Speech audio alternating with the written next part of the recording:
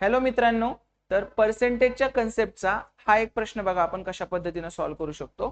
काय म्हटलंय, एका 16,000 रुपये किमतीच्या यंत्राची किंमत दरवर्षी 5% कमी होते, तर 2 वर्षानंतर त्याची किती किंमत होईल?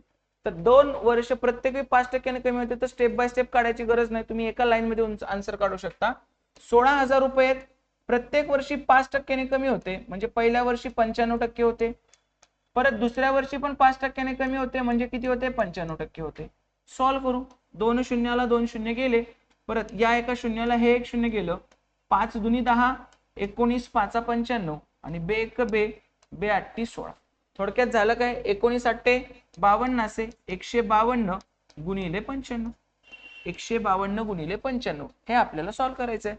आता 152 गुणिले 100 जर केलं तर 15,200च्या आसपास होते, आणि त्याच्यातून आपण त्याची पाचपट वजा करायचे, म्हणजे 1500 पेक्षा कमी आन्सर पाहिजे आणि लय पण नाही, थोडंसं कमी पाहिजे.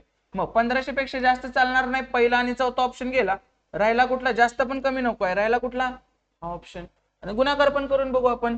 5 दुनी 10, हाताला 1, 5 5 25 आणि 1 26, 5 1 5 आणि 2 7 0, 9 दुनी 18, हाताला 1, 9 5 45 आणि 1 46, हातच्या आले 4, 9 1 9 4 13, 0 8 आणि 6 14, 7 आणि 6 13 आणि 1 14 आणि 13 आणि 1 14, 14,440. Option number 3. जमलं का नाही? प्रत्येक वेळी गुणाकार करणं पण गरजेचं नसतं, तुम्ही एक अंदाज लावून सुद्धा उत्तर काढू शकता. गुणाकार, भागाकार, बेरीज, वजाबाकीसाठी आयोगाने बॉड मास फ्रॅक्शन टॉपिक घेतलेला आहे. मोठ्या मोठ्या एक्झाम्पल मध्ये त्यांना तुम्हाला कन्सेप्ट माहिती आहे काय बघायचं होतं. ठीक आहे. तर